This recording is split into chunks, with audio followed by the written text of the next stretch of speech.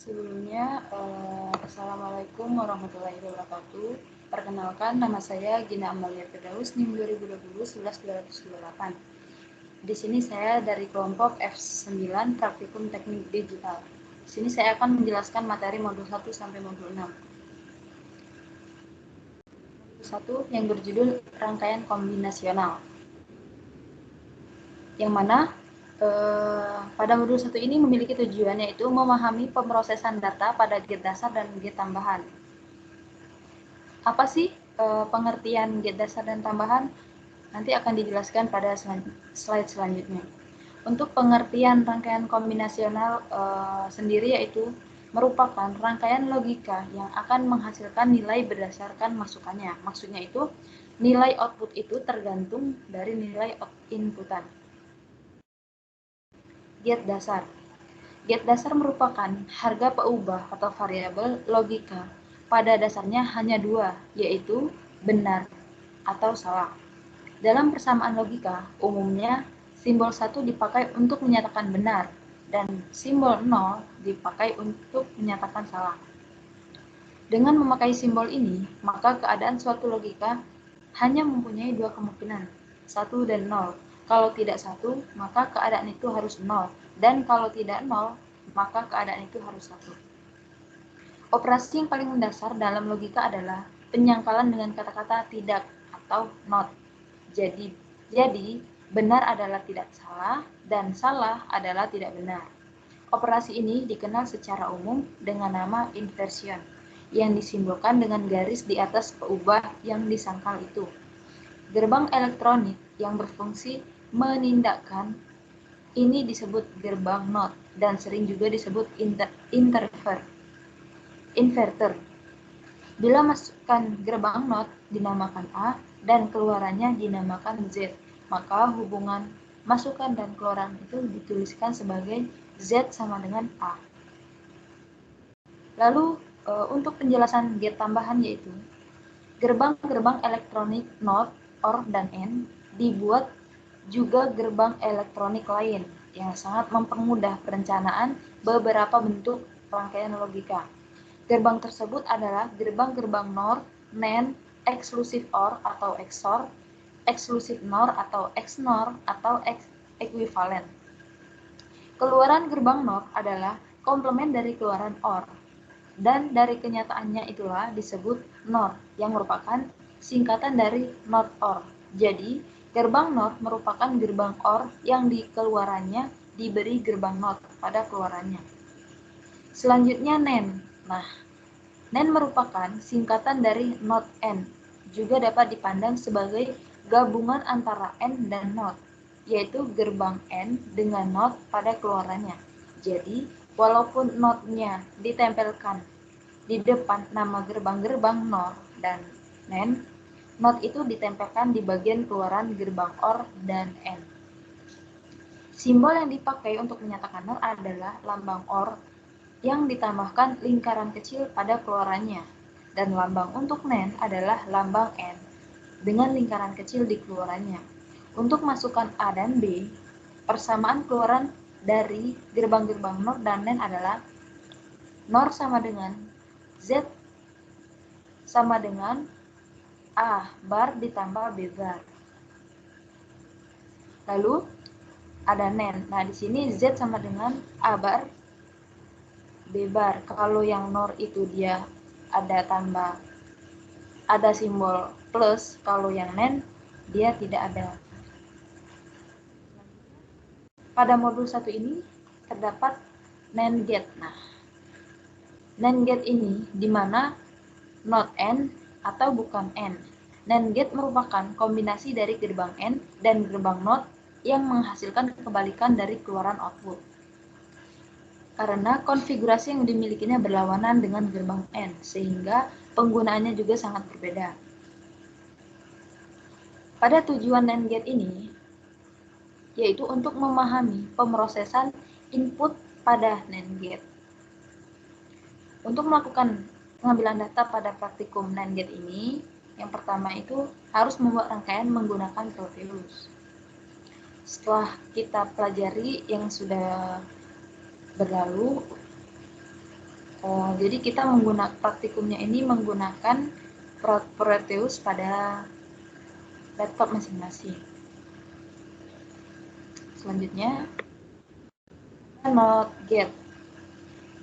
Nah, apa sih NotGet itu? Nah, di mana NotGet ini hanya memerlukan sebuah masukan input untuk menghasilkan hanya satu keluaran output.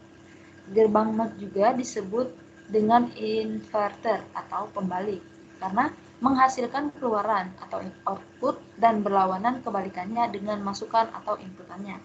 NOT-gate umumnya dijumpai dalam bentuk IC atau Integrated Circuit dengan kode 7404. Pada NOT-gate ini, IC-nya memiliki 14 pin, dengan pin 14 adalah VCC dan pin 7 merupakan GND. Pada NOT-gate ini juga memiliki tujuan yaitu pemrosesan input pada NOT-gate. Selanjutnya ada AND-gate. Pada AND-gate ini di mana AND-gate memerlukan dua atau lebih masukan atau inputan untuk menghasilkan hanya satu keluaran output. AND-gate juga digunakan IC 7408. Memiliki 14 kaki dan kaki 14 merupakan VCC dan 7 merupakan GND. Tujuan pada AND-gate ini yaitu memahami pemrosesan input pada AND-gate. Adapun alat yang biasa digunakan itu kita menggunakan aplikasi Proteus pada komputer masing-masing atau laptop. Selanjutnya, NOR gate. NOR gate ini yaitu di mana NOR gate merupakan kombinasi dari gerbang OR dan gerbang NOT yang menghasilkan kebalikan dari keluaran atau output gerbang OR. IC yang paling sering digunakan adalah IC 7402. IC 7402 ini memiliki 14 pin dengan pin 7 merupakan GND dan pin 14 sebagai VCC dan sisanya sebagai input dan output. Tujuan NOR gate ini yaitu memahami pemrosesan input pada NOR gate. Sama alat yang digunakan pada percobaan kali ini dengan menggunakan aplikasi Proteus pada laptop masing-masing. Selanjutnya, OR gate. OR gate di mana memerlukan dua atau lebih masukan input untuk menghasilkan hanya satu keluaran output. IC yang digunakan yaitu 7432 merupakan komponen yang biasa digunakan untuk membuat rangkaian OR gate. IC 7432 juga banyak dimanfaatkan dalam rangkaian digital karena memiliki tegangan PS antara 4,75 volt sampai 5,25 volt. Tujuan OR gate ini yaitu memahami pemrosesan input pada OR gate. Sama pada percobaan sebelumnya kita menggunakan aplikasi Proteus pada laptop masing-masing. Selanjutnya, di sini ada XOR gate. Nah, di mana XOR gate ini merupakan singkatan dari exclusive OR yang terdiri dari dua masukan inputan dan satu keluaran output logika. IC yang digunakan adalah IC TTL 7482, yang mana IC yang banyak digunakan pada rangkaian digital karena menggunakan tegangan masuk VCC antara 4 sampai 0,75 volt sampai 5,25 volt. Komponen ini terdiri dari transistor. Pada XOR gate ini atau exclusive OR gate ini memiliki tujuan yaitu memahami pemrosesan input pada XOR gate. Alat yang digunakan yaitu Proteus dengan menggunakan laptop masing-masing. Selanjutnya ada XNOR gate, di mana XNOR gate ini yaitu singkatan dari exclusive NOR dan merupakan kombinasi dari gerbang XOR dan gerbang NOT. IC yang digunakan yaitu IC TTL 74266, yang mana IC yang banyak digunakan dalam rangkaian digital karena menggunakan sumber tegangan atau VS antara 4,75 volt sampai 5,25 volt.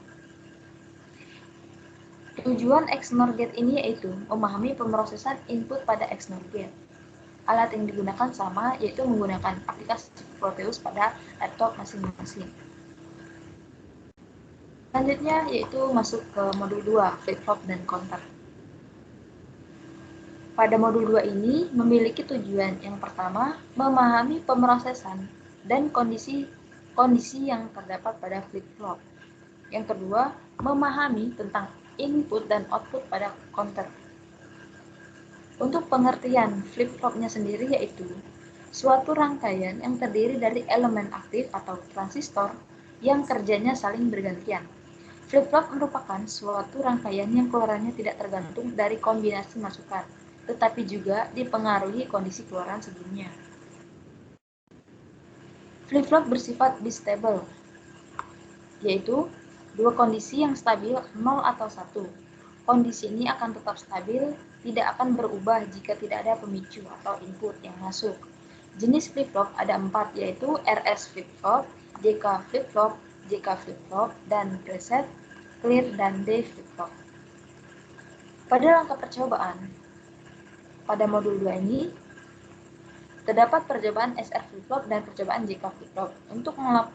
Untuk melakukan percobaan, untuk pengambilan data itu, yang pertama kita harus membuat rangkaian menggunakan Proteus.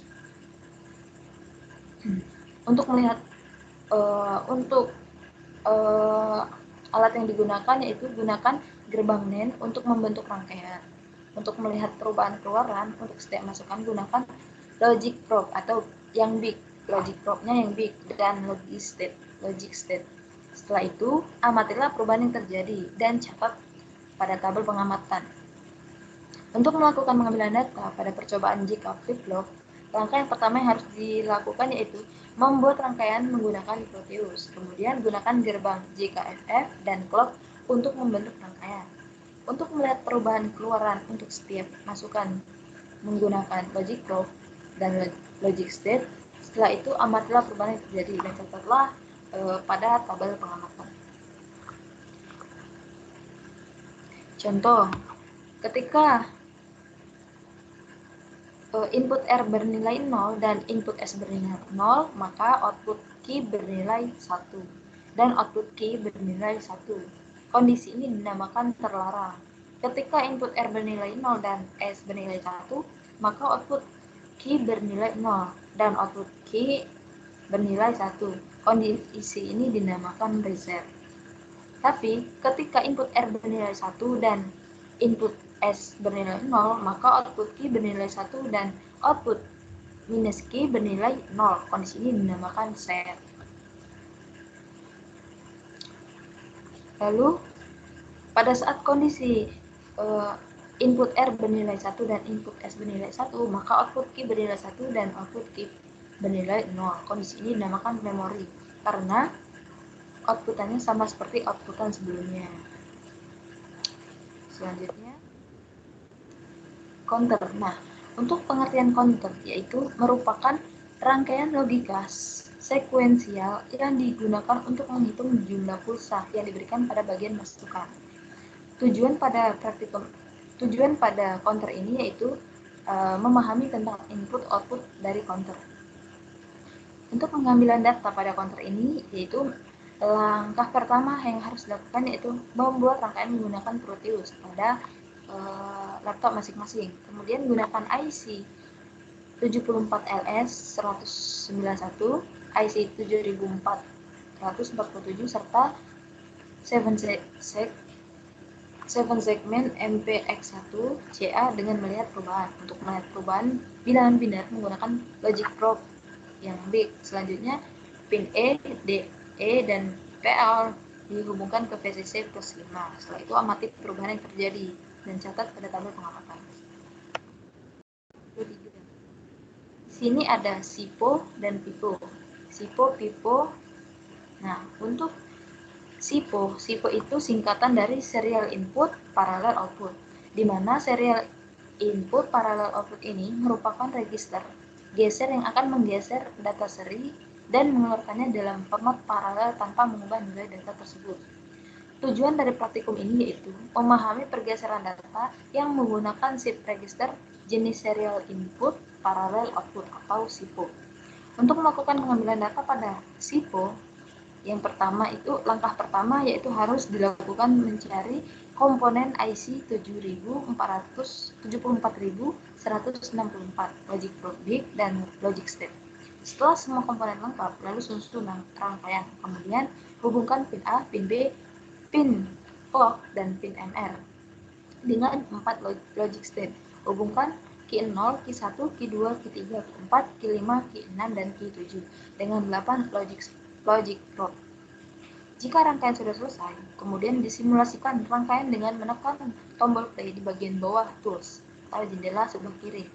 Semua indikator menggunakan LED. Jika LED menyala berarti logika 1 dan bila padam berarti logika 0.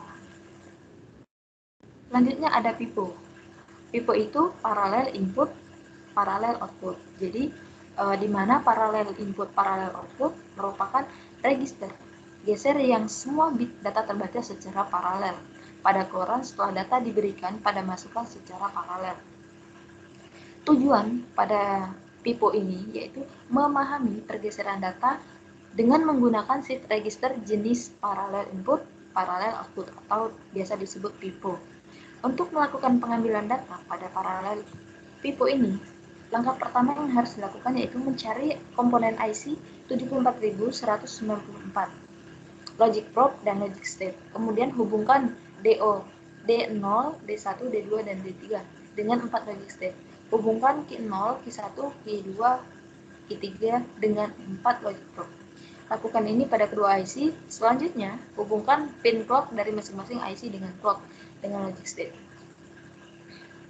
Kemudian simulasikan rangkaian menggunakan menekan tombol T di bagian bawah tools. Setelah itu, input data pada tabel pengamatan dan catat hasil outputan di tabel pengamatan. Selanjutnya ada modul 4.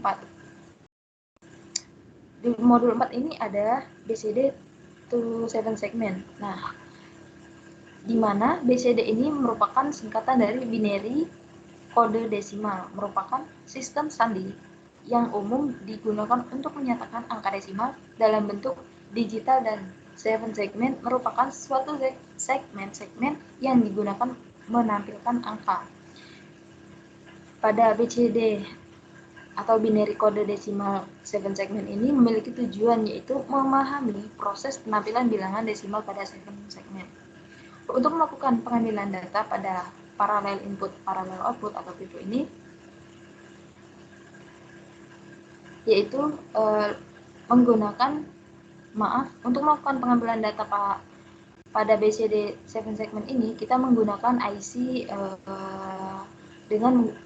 dengan menggunakan yang memiliki 87 kaki sesuai dengan namanya.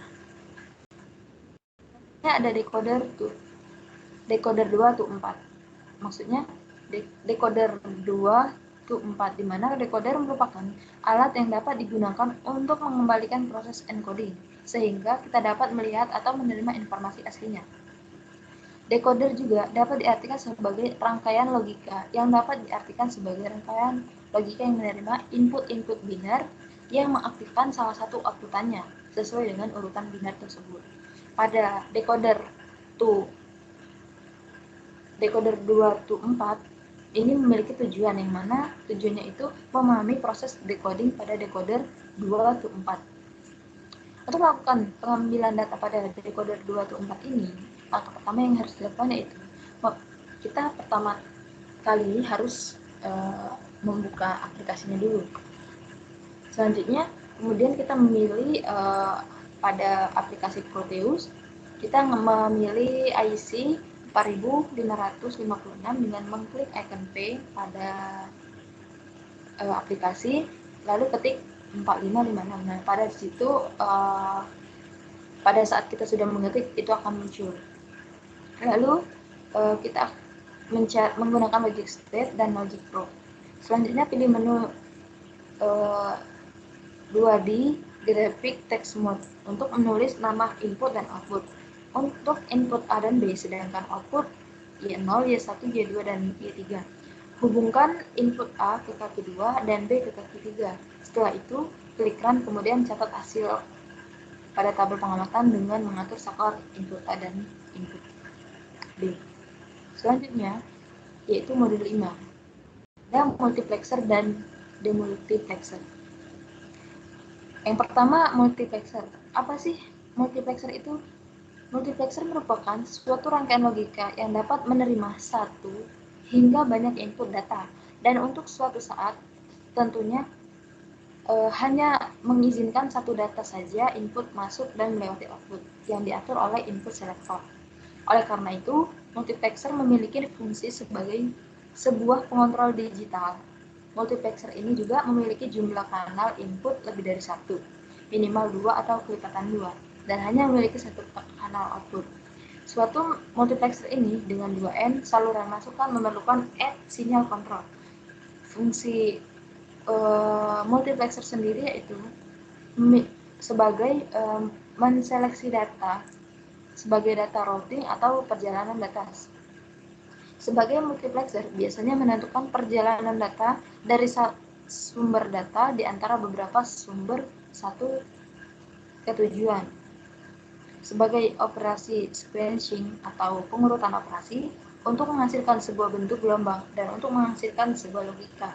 Dan multiplexer ini juga memiliki tujuan, yaitu memahami pemrosesan multiplexing pada sebuah multiplexer. Melakukan pengambilan data pada multiplexer ini, yang pertama harus dilakukan yaitu membuka aplikasi Proteus sendiri ya. Kalau tidak membuka aplikasi Proteus, kita nggak bisa jalan karena aplikasi yang digunakan pada praktikum ini itu menggunakan Proteus.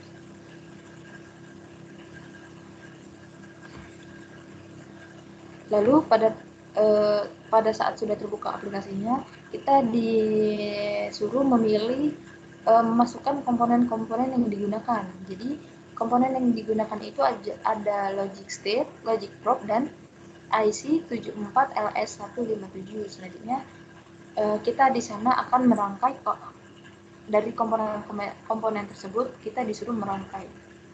Dan pada saat sudah tersusun, sudah menjadi rangkaian, maka kita akan run. Nah, situ di sana kita akan melihat outputannya, maksudnya di sana akan melihat hasilnya. Selanjutnya ada demultiplexer. Apa sih demultiplexer itu? Untuk pengertian demultiplexer sendiri yaitu suatu rangkaian elektronika yang mempunyai output 2 atau lebih dan hanya mempunyai satu inputan. Di dalam multiplexer terdapat suatu pemilih keluaran atau outputannya. Jadi, demultiplexer ini merupakan rangkaian yang dapat dipilih outputannya untuk meneruskan data dari inputannya. Berkebalikan dari multiplexer yang dapat dipilih inputannya, demultiplexer ini dipilih adalah outputannya. IC yang digunakan yaitu IC 74LS138 merupakan demultiplexer yang digunakan untuk menyalurkan satu data ke 8 jalur luaran.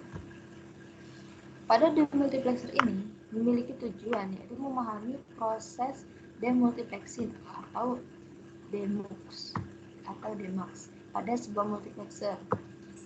Untuk melakukan pengambilan data pada multiplexer ini, langkah-langkah yang pertama yaitu membuka aplikasi Proteus. Sama seperti penjelasan yang tadi, pada saat sudah masuk ke aplikasi, kita di sana suruh memilih memasukkan komponen-komponen yang digunakan untuk pada percobaan multiplexer ini. Jadi komponen yang dipakai itu ada logic state, logic probe, dan IC 74LS139. Soalnya kita merangkai dari komponen-komponen tersebut, kita disuruh merangkai. Pada saat sudah jadi rangkaian, maka kita disuruh menjalankan rangkaian tersebut atau biasa disebut run. Di sana kita akan melihat ada kesalahan atau tidak, terus yang digunakan komponen-komponen yang digunakan itu benar atau tidak. Jadi di sana kita akan melihat outputannya benar, outputan. Selanjutnya Modul 6. Pada modul 6 ini, atau modul terakhir, yaitu multivibrator dan timer. Multivibrator dan timer. Nah, di mana multivibrator ini merupakan rangkaian elektronik terpadu yang digunakan untuk menerapkan variasi dari sistem dua keadaan atau two-state system yang dapat menghasilkan suatu sinyal kontinu yang dapat digunakan sebagai pewaktu atau timer dari rangkaian-rangkaian sekuensial, dan timer merupakan jenis IC yang digunakan untuk berbagai rangkaian elektronika yang memerlukan fungsi pewaktu dan multivibrator di dalamnya. Tujuan multivibrator ini sendiri yaitu kita sebagai mahasiswa ini disuruh memahami dan mengerti cara kerja IC timer 555. Jadi dapat mengaplikasikan IC 55 sebagai stable multivibrator dan kita dapat menghitung frekuensi output 555. Selanjutnya, multivibrator ini dalam pengoperasiannya memiliki dua keadaan utama, yaitu keadaan stabil dan keadaan tidak stabil. Keadaan stabil yaitu keadaan di mana taraf amplitudo sinyal keluaran dan adalah tetap atau stagnan pada suatu nilai tertentu. Sedangkan keadaan tidak stabil yaitu keadaan di mana taraf amplitudo sinyal selalu berubah-ubah mengikuti denyut tegangan pada komponen aktif. Keadaan tak stabil ini dipengaruhi oleh waktu laju pengisian atau pengosongan kapasitor yang besarnya ditentukan dari kapasitor. Multivibrator ini memiliki tiga jenis, yaitu multivibrator astabil, multivibrator monostabil, dan multivibrator bistabil. Untuk pengertian yang pertama, yaitu ada multivibrator astabil, yaitu multivibrator yang bersifat free running, yaitu tidak memiliki keadaan stabil yang permanen pada suatu periode tertentu. Oleh sebab itu, tidak dibutuhkan suatu masukan atau inputan. Yang kedua, ada multivibrator monostabil. Nah, untuk pengertiannya monostabil yaitu sesuai namanya mono atau satu. Jadi multivibrator yang memiliki satu kondisi stabil dan satu kondisi tak stabil. Multivibrator monostabil mempunyai satu buah masukan denyut pemicu atau input trigger pulse untuk mengubah keadaan stabil dan tak stabil. Keadaan stabil akan menjadi tak stabil apabila diberikan suatu denyut pemicu negatif. Keadaan trigger pulse pada komponen penguat yang sedang aktif. Yang terakhir itu ada multivibrator bistabil, yaitu multivibrator yang memiliki dua keadaan stabil. Pada multivibrator bistabil ini tidak ada waktu pengisian atau pengosongan karena tidak memiliki kapasitor, sehingga waktu aktif dari komponen penguat diatur oleh pemicu atau trigger eksternal. Multivibrator bistabil ini memiliki dua keadaan, set dan reset, yang menyebabkan pada keadaan awal komponen aktif menetap. Terima kasih. Sekian penjelasan dari saya. Bila banyak kesalahan kata, mohon dimaafkan. Sekian, wassalamualaikum warahmatullahi wabarakatuh.